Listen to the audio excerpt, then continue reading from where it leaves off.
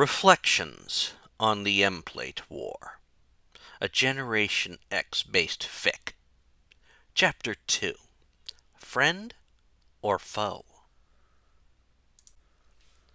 Sean Cassidy was grateful when he saw Emma Frost coming down the hall with Jean Grey.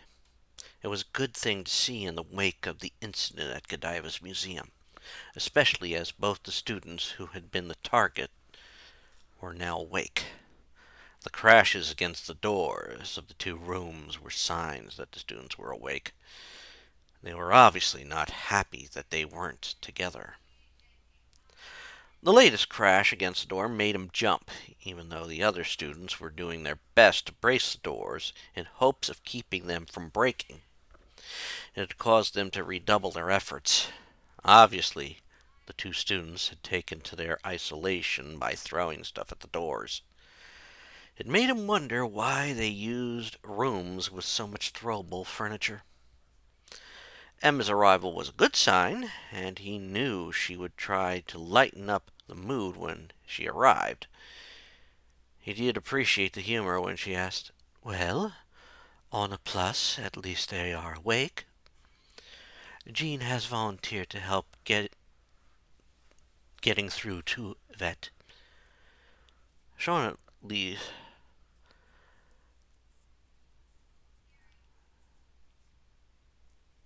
Sean nodded, figuring that Jean would have more success getting through all the barriers that Yvette had in her head. He nodded and then said, "That's good. This reaction isn't too unexpected, even though I didn't think it would be this bad. I mean, since they were almost abducted, this is kind of expected with them separated." Given what had happened, he had reservations about putting them into separate rooms. Still, it was best, in Richard's case, to get his powers in a neutral state.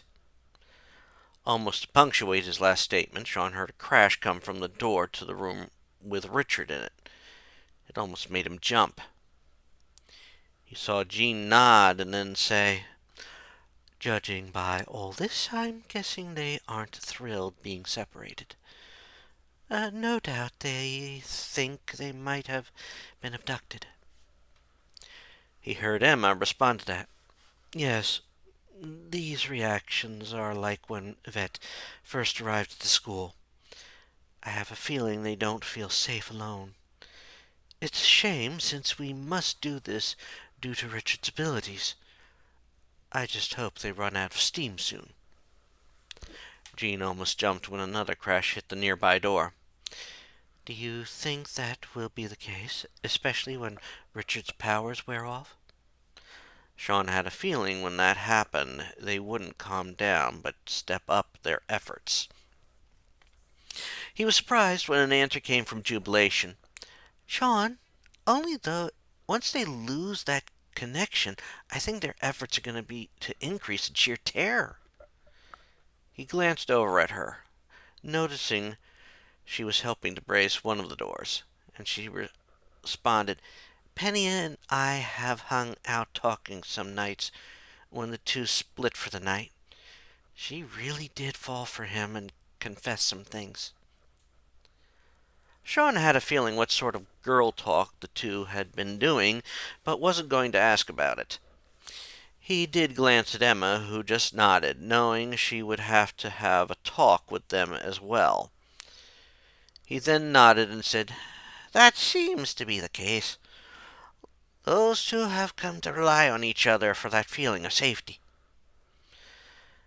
When another crash came from the doors, Sean heard the unmistakably calm voice of Hank McCoy speaking to them as he and others came down the hall. "Ah, it sounds like our guests have come too, and are busy redecorating those rooms. It was good none of that furniture were antiques." Sean looked in that direction and saw Hank, Lucas Bishop, and the new boy coming down the hallway. He was thankful for what the mysterious new arrival had done, but there was something more to this new person that did put him a little on edge. He had to admit to having similar feelings went around Bishop at first. He then focused on Hank, and even stepped towards the calmest of the X-Men, and said in a quiet tone as Emma joined him, "You could say that. So, what have you learned about the new arrival?"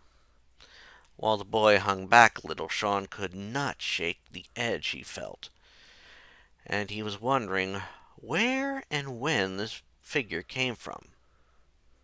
He listened as Hank gave the basics of where the boy was from. He comes from a grim timeline. He was born from a timeline where Richard and Yvette had become emplates that put the original to shame. Mutants were literally livestock. Sean almost paled when he heard that. However, he felt a little better when Hank continued.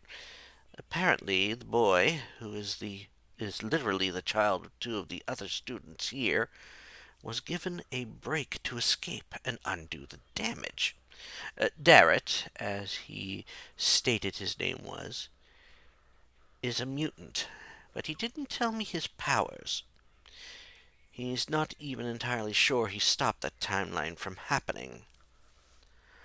Sean nodded sagely, taking it in. That much was more than enough information, and he had a feeling what had caused the mental state of the two saved students. He then said, "I think I see now. His arrival prevented the timeline, but he's got that lingering hatred for the people who destroyed the world, thinking he should have killed them as well. We are apparently going to have to help him get used to this timeline." He then looked at the door of the rooms with the other two students, worried how they were going to help them. "So how are we going to get through to those two? I doubt the new kid will be a help." Sean heard Jean say with calmness, "I can calm down Yvette, but I'm going to have to block their psychic link before it wears out. Judging by the time the two spent together, it's going to last a while yet." It made him feel better about the situation. At that moment, two crashes came from the doors. The ladies were the ones bracing the door to the room Yvette was in, and the only ones left standing were Monet and Daria. The door all the guys were bracing shook, leaving only Mondo standing. He only had a slight smile on his face as he said, "A good thing I took on the door's qualities. He must have thrown something heavy at it." Sean noticed a surprised look on Jean's face, and he just said, "Must be the fear and a bit of anger. He's going to be a lot worse when we sever that connection. I hope you have a good plan or person to deal with him. He's going to get very upset once that happens." He heard Angelo add his 2 cents to the matter, but it was something unspoken by the others. "He's gonna go into a rage like he did with Black Tom. I don't think any of us are going to be able to hold the door up then." Sean nodded in agreement at that.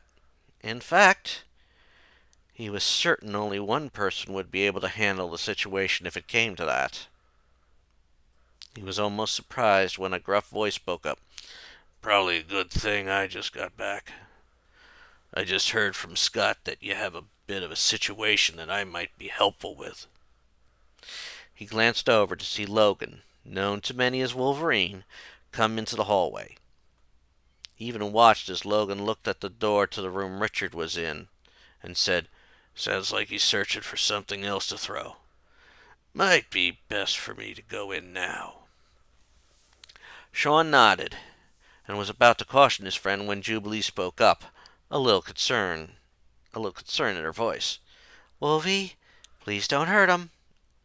I know you'll do what you have to, but with Penny's power, he could be a problem." He then heard Emma add, "She's right, Logan. You may not have seen images of what Yvette did to the med center her first day with us. Either of them in this state will be dangerous. You'll be taking a chance going up against him if he gets aggressive. He watched as Logan nodded and calmly said, I understand. Just give me the signal once you sever the connection. With that, he saw Logan put his hand on the doorknob, and he saw Jean concentrate, getting a glow in her eyes as she entered her own psychic trance.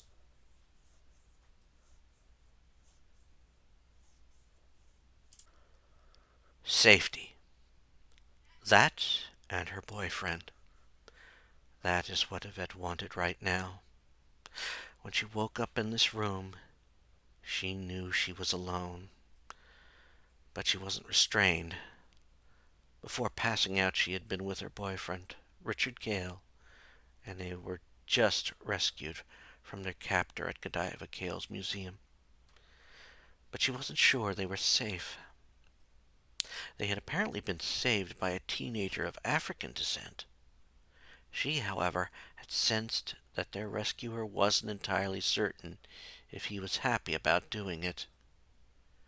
She was even worried about Richard, since he wasn't with her. Had the stranger rescued them from Emplate only to take them somewhere else? Was he plotting something right now? Also, where exactly were they? These were questions she wanted answers to. When she had come to, she had been in touch with Richard in their mental link. They had both agreed to keep their abilities calm and allow for the adrenaline to fuel their attacks on the doors. If they were captives, the last thing either of them wanted to do was waste their clothes. Each time one of them threw something, she heard the sound of it nearby, which meant they had to be near each other, but not near enough for Richard to keep holding on to her powers. That worried her, since if they lost that link, it meant he could be vulnerable to whomever had captured them.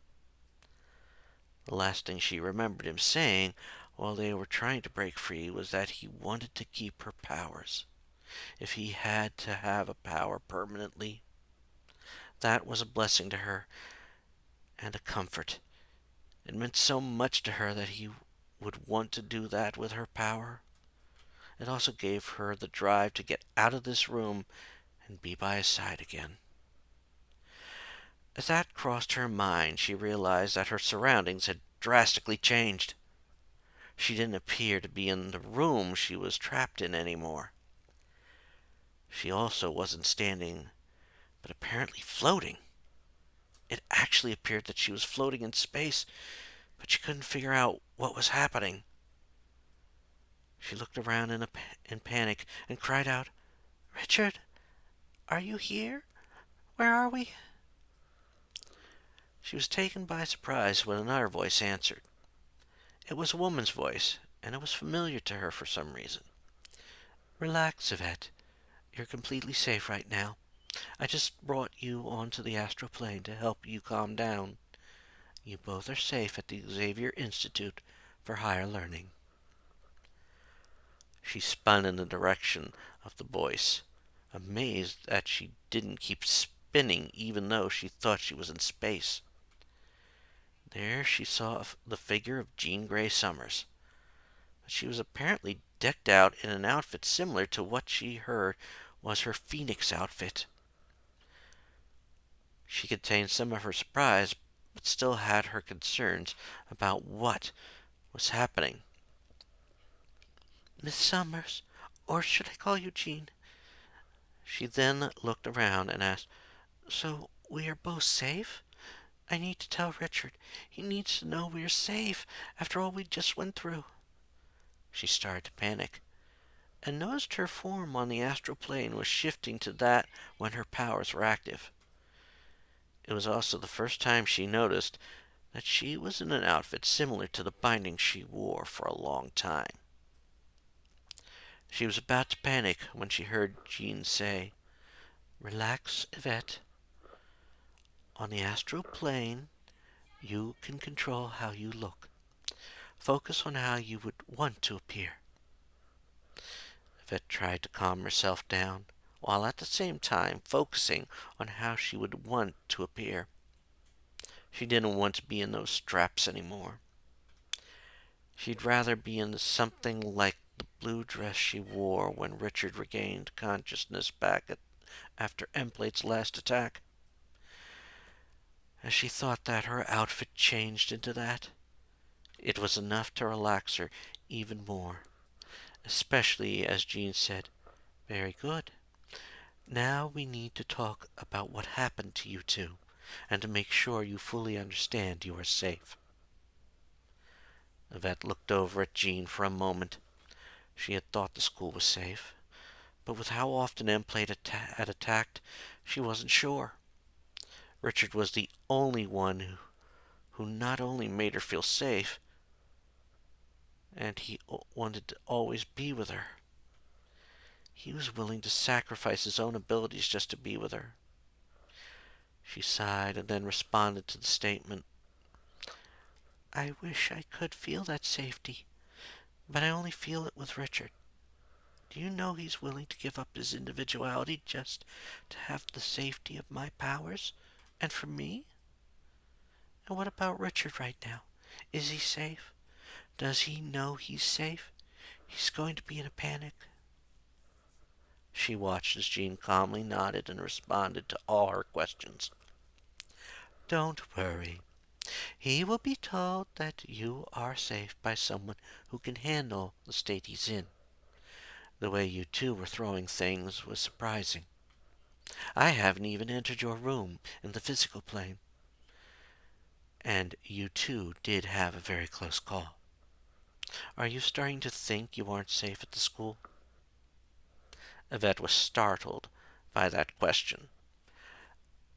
That thought was always in the back of her mind, and if Richard was with her, she was sure they could keep finding places to be where they were safe. But would they be any safer than in the school? She found herself hugging herself in comfort. "I don't know. To be honest, I'm not entirely sure if I am completely safe there. I know I met Richard there."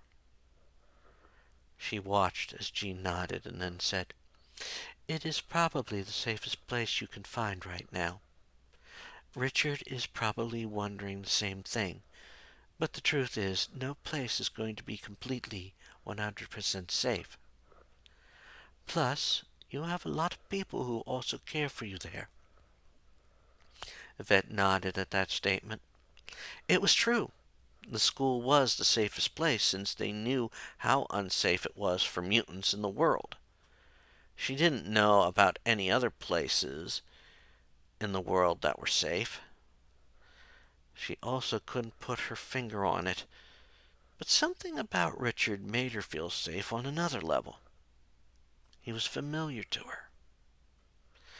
As she thought about it, she heard Jean say, "Right now you both need each other, but he also needs to know you'll both be safe at the school.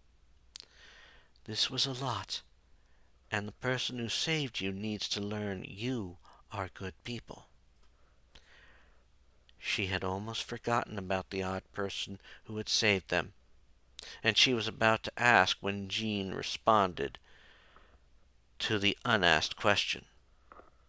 "He came from a timeline that came about because you and Richard had been abducted by Emplate. He needs to see that you aren't as bad as you were in that timeline." That took her by surprise, and she looked at Jean. "He came from a timeline where Richard and I were taken by Emplate and enthralled?" When Jean nodded, Yvette thought it through. If they did flee now, it would mean to this new arrival that maybe he should have killed them. She also didn't want to fathom how bad they had become in that alternate timeline. At least not now. Finally, she nodded and said, "I get it. I'll relax and calm down. I want to see Richard as soon as possible, though. He's probably going to be in a real state right now. I know it'll be worse once my ability wears off." She saw Jean nod and then heard her say, Don't worry. We have someone going in who will be able to handle him. And you don't have to be worried about Richard hurting them. They can handle it. Yvette nodded and closed her eyes. When she opened them again, she was in the room. She took another deep breath, fully understanding they were safe, and calmed herself down again. Once that was done, she made her way to the door of the room. It was time for her to rejoin her friends and team.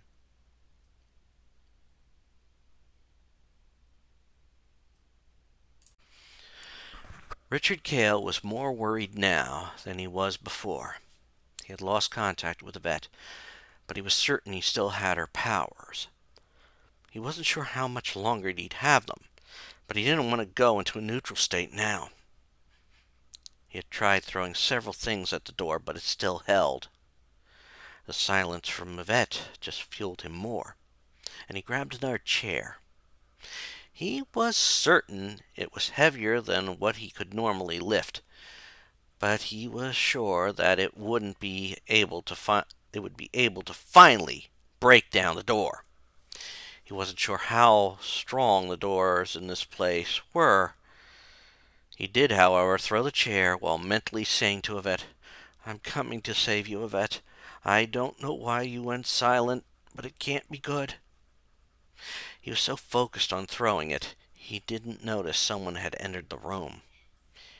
He knew it when the chair he had just thrown was broken to pieces before it reached the door.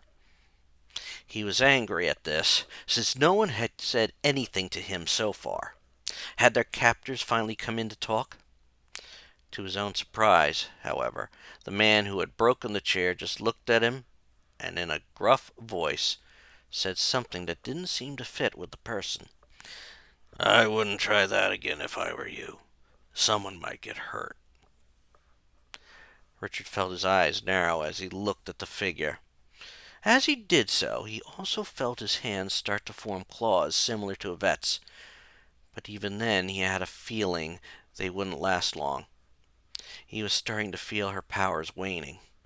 Still, he responded to the new figure who started to seem familiar. "If you don't want that to be you, tell me where Yvette is, and let me see her." He was taken aback when the figure responded. "I can't let you see her since she's talking with Jean right now. You'll get to see her soon, however, once you calm down.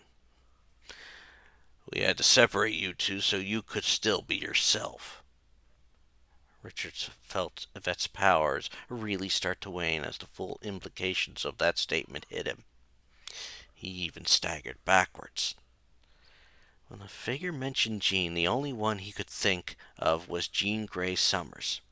If Yvette was talking with her, it could only mean they were at the X Mansion, since this place didn't look like it was the school in Massachusetts. He then took a moment to think of all the possible people he could meet here. He tried to match what he had learned about them since he had come to the school. Who would they have sent in to try and talk to him? Who could handle any possible rage Richard could have demonstrated? To be honest, only one person was coming to his mind, and he ventured a guess. "You're Wolverine, right?" He watched as the figure nodded, and then looked at the latest piece of furniture. "That was one of the heavier chairs. Guess the story of what you did to Black Tom was more accurate than I thought." Richard didn't want to think about that day, but the words were enough to derail his current train of thought. He was aware, however, that he didn't want Wolverine's ability inadvertently forced on him. He took a step back but kept talking. "Well, they should have realized how we'd react to being separated after all we went through. They should have kept us together." He watched as Wolverine didn't move but nodded. "Maybe, but you have to admit that they are looking out for you by making sure a power doesn't set onto you. That's also why Jean is talking with Yvette. You've both been through a lot in the short time you've been at the school." Richard nodded. That was true.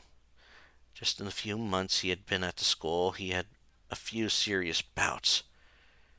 He had been forced to kill, almost abducted 3 or 4 times, and almost lost his own self.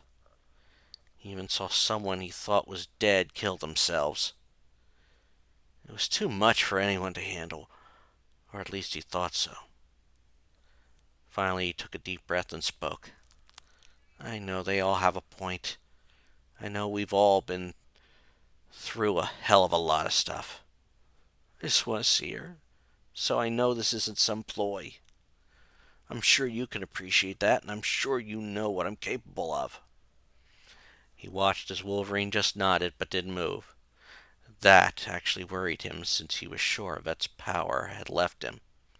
He wasn't sure what would happen if Wolverine rushed him, or if he rushed Wolverine. After a moment he heard Wolverine respond. Listen, I know you've dealt with stuff, and that you even managed to kill. Do you really want to take on what I have to deal with? Also remember that while you'd end up taking on my powers, you won't have the conditioning I've developed over my lifetime. It's not easy when you know you have blood on your hands.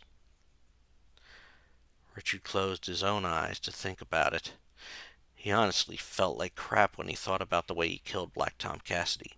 He hated to think about the day, and every time he went to that site, it still pained him. He had never latched on to the cold-blooded killer persona, even when he had exposed his old friend's sins. Finally, he opened his eyes and looked at Wolverine. I believe you. Hell, I think I could sense the deaths Emplate had caused, but he was just so evil. I don't think he even cared about those deaths. Inwardly, he still felt ashamed for what he did to Jubilation when he had those powers. He watched as Wolverine nodded and then looked back at the door. Listen, Skits. If it helps if I call you that during this, I completely understand what you are going through in those thoughts. It shows you're a good person at heart. It's also why I'm not upset about what you had done to Jubilee when Emplate forced his abilities on you. When Richard looked up in surprise at that, he saw Wolverine calmly nod. Sean and Emma sorta had to let us know, especially after your little stunt after New Year's. It honestly says a lot about your character. It sucks to hurt someone you care about in any way. It hurts to even kill someone when you think there could be another way. Imagine how you'll feel when you take on the powers of someone who has my record, or even doesn't care about the deaths. He then saw Wolverine lower his hands as he said, In fact, I want you to approach me, slowly, to see what it feels like, and prepare yourself for others. Richard realized something at that time. Wolverine was absolutely correct about what he had said. Even if he had been able to keep Yvette's powers, there was no guarantee he'd never accept another set of powers. Also, if they got into a situation where they had to fight other mutants, he might get overwhelmed by the thoughts of all those other victims those mutants had. He nodded and then said, All right, I'll do this, but I hope this is wise. He then stepped forward and felt his power latch on to Wolverine's. In that moment he felt his skeleton change and the claws spring out of the backs of his hands. It hurt, but he tried to push through the pain. He felt the healing factor working, but was doing nothing for what was happening to his mind. Richard heard mental screams in his head. It was like thousands of people were yelling at him. He figured Wolverine had lived a long time, but he didn't expect this. It had to be longer than a normal lifetime. He was also getting multiple names in his head. How many names had Wolverine gone by? It was conflicting his mind. It was almost maddening sensing names like Logan and James in his mind. In that moment he felt his mind shut down, and no doubt pass out from it. And the last thing he felt was someone catching him.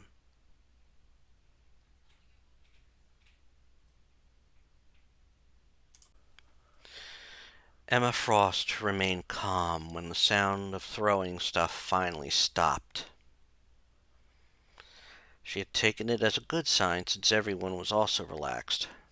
She was glad that Richard and Yvette appeared to calm down, but wasn't going to be relaxed until they both came out of the rooms. She was also amazed that Jean could get through to Yvette on the psychic level. She was aware that Jean was more powerful on the psychic front, but still surprised her. Yvette's psychic barriers were difficult to get through. It wasn't like the barriers Jubilation had in her mind. Even if you knew what to look for, you needed to be strong to get through them. Also wasn't like the psychic shield speech Jonathan did. After a few moments, she watched as the door to the room Yvette was in opened, and the young red-headed woman stepped out. She didn't look afraid, but she could sense there was still some of that fear there. She walked over to Yvette and put a hand on her shoulder. "Yvette, how are you feeling now?" She noticed Yvette hugging herself as she answered. "I'm feeling a bit better, but I'm still worried about Richard." She couldn't fault the girl for that. Richard meant so much to her, and even Emma was worried how he was going to pull through this one, especially since Wolverine went to handle the lad. She watched as Jubilation came over to Yvette and gave her a hug. "I'm sure he'll be all right. Wolvie went in there to help him, and he's probably just talking with him to calm him down. We haven't heard anything hit the door since he went in." Emma did hope Jubilation was right about that. She was aware of how Logan could be, and having heard about Richard dealing with Black Tom, she was a little worried. It was then she heard the door open, and they all turned to look. She saw Logan carrying a passed-out Richard. She didn't notice any marks on Richard, but it was obvious that he was unconscious. She did sense alarm radiating from Yvette, especially as her hair started to spike. Before she could say anything, she heard Logan respond to the unspoken question. "Relax. He'll be all right. He got a bit overwhelmed when taking on my abilities.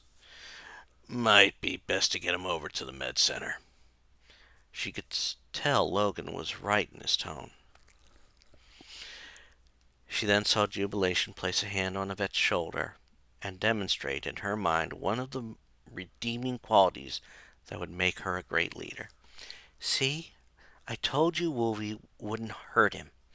I'm betting Wolvie just used it as a learning experience for Richard." Emma was surprised when Logan nodded and said, "That's right. I doubt he ever had to deal with someone with a track record like mine. Besides, if he encounters others with such long track records, he will have to be ready for it."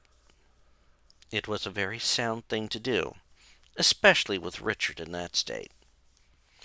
She was thankful when Sean spoke at that time. "We do appreciate that, Logan. Besides, I do wonder if him taking on your healing factor might cure some of his own problems." Emma thought that was wise, but she actually doubted that would heal his epilepsy and even his vision. As Logan walked off with Richard, she looked at the others. They all seemed fine, but they also seemed a bit wary of the newcomer in their group, especially after Daria had just recently joined. She clapped her hands together and said, "Well, at least now we have two of our group back to near normal. We also will have to make a place for Darrett, as we might be the best place for him. I want you all to make him feel welcome. We will also get him a room set up in the dorms when we get back to the school. For now, why don't you all relax until we are ready to depart?"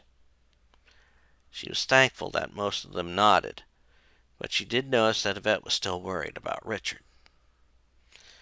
She was thankful when Sean placed a hand on Yvette's shoulder and said, "Why don't we go along and watch? I know ye are worried about him, and it would do him very well to see you when he wakes." With that, she watched Sean take Yvette over to where Logan was taking Richard. As they walked away, she noticed the others starting to disperse. She saw some of them gather around the young man who was to be their new charge.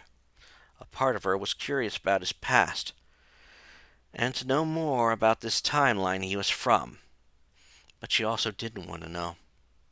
She didn't want to know her fate in that alternate timeline, regardless if it would give them insight to the possible threat of an evil Skits and Penance. They already knew about Dark Beast and the threat that Onslaught was. She even knew the untapped potential of Jubilation Lee, and the possibility that Skits could tap into that. Right now, she wanted to think about the positive and how to cope with another new member in their ranks.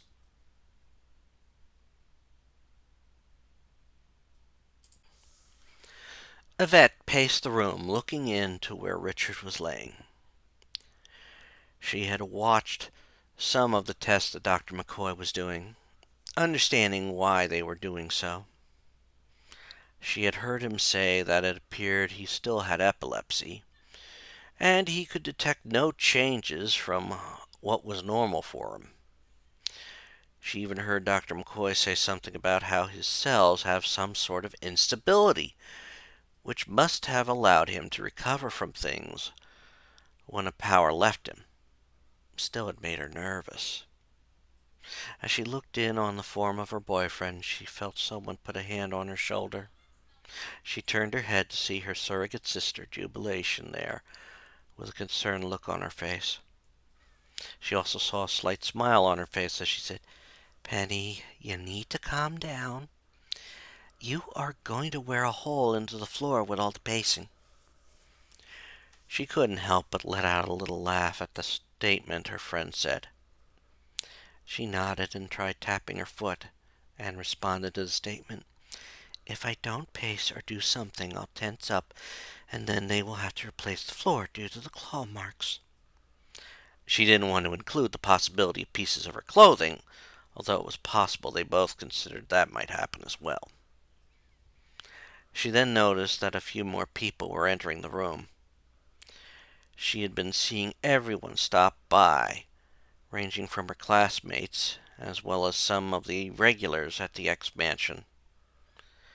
Now it was Sean, Dr. McCoy, Emma, and even the new addition, the mysterious boy named Darrett. There was still something that worried her about that boy.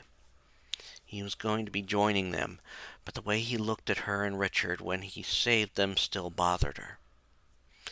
Once they were all in, she saw Dr. McCoy looking at her, but he spoke to everyone present. "Well, I do have good news. It seems Richard is going back to his normal self. It seems healing factors won't correct his existing issues, so he'll still need his glasses and anything he takes to handle the epilepsy if it surges forth again. There is something, however, I want to discuss with you, Miss Yvette, and Miss Yvette, and with Sean and Emma in private." This made Yvette worry, and she channeled her nerves into tapping her feet some more as she answered, "Is it something that we need to discuss right away? I'd really like to be able to be at Richard's side when he comes to." In all honesty, she would feel better about anything if that were the case. She was glad when he nodded, and as she headed into the room where Richard was laying on a bed, she heard Jubilation say, "I'll just take our new friend and show him around the place, if that's all right." She trusted her surrogate sister enough to not eavesdrop on her, even though everyone would suspect it given her past. Once they were all in the room, she went over to a chair near the bed Richard was laying on and listened as Dr. McCoy closed the door and began to speak. "Given the details of Darrett, Sean, Emma, and I all agreed that you should be made aware of where the boy comes from. Obviously, we also know you'll probably inform Richard should he not wake up while we are here." She nodded, and before she could ask, she heard Emma speak up first. Dr. McCoy had found out that the young man who saved you and Richard is from a dark timeline. It was one where you and Richard were indeed captured by Emplate and enthralled. Apparently, it led to the world being overrun by Emplates. Yvette blinked as she heard that and took all the information in. If he hadn't arrived when he had, Emplate would have succeeded. She didn't want to imagine how bad that world was. She shivered just at the thought of Emplate recapturing her and what he might have done to break her. Before she could ask, she heard Dr. McCoy say, It appears the leader of these Emplates were a twisted version of Richard and yourself, Miss Yvette. No doubt something caused you to turn that way, and with Darrett's arrival, he prevented it from happening. Instinctively, Yvette started to hug herself, trying to comfort herself at what that most likely meant. It was a thought she never wanted to contemplate. After a few moments, she finally spoke. So that would explain the look. But how was he able to get back in time to stop it from happening? This time, it was Sean Cassidy that answered the question. Well, lass, it seems someone had intervened and gave Darrett enough time to get hold of a mystical item that allowed him to come back in time. I can't say what it is, as I don't fully understand it. However, we are going to have this lad understand that the people he saved are not the monsters they ended up as in his timeline. To her surprise, she heard another familiar voice speak up, although it was a bit soft. Sounds like both sides are going to have a lot of work then, since it will take us some time to get used to him as well. She spun quickly to see Richard was sitting up in the bed and rubbing his head. She also saw him smile when she looked at him. But she held off rushing to him yet. She watched as everyone nodded to the statement. This was going to be a serious trial for them all, and she knew she could handle it, as long as she had Richard by her side. Of course, that was also the case in that other timeline. But what would trigger them to go down that path? Eventually, she watched as Sean stepped forward holding up some documents. Luckily, we do have something that could give us something positive, and maybe a way to help combat that other possibility from occurring in the future. I had contacted Hank prior to our trip to Easton regarding you, Yvette. He was able to help us secure this.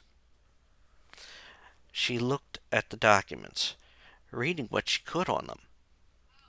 She blinked as she started to notice that it was a legal form regarding adoption. As she processed everything about, she heard Richard come to the conclusion that she was starting to come to. My goodness, he's legally adopted you. She blinked her eyes and looked up at Sean. You were able to adopt me? When he nodded, she felt tears forming in her eyes. The fact that she was being adopted meant that no matter what would happen, Generation X would not stop to rescue her. It also meant she had a family again. Yvette then felt a hand take hers, and looked down to see Richard had taken it. He had gotten out of the bed, having finally recovered from whatever had happened when he took on Wolverine's powers. It was more than she could have hoped for after all that had happened. All this gave her additional hope that whatever path their lives took, it could be normal, or as close to it a mutant could get. She then heard in her mind Richard's voice. I don't want to run this risk again. I want to keep your powers, and I want to spend as much time together as we can." She didn't nod to the statement, but she completely agreed with it. It meant additional safety to both of them, even if others might not see it that way. Still, it was another comforting thought, and it helped with what they would be dealing with in the near future.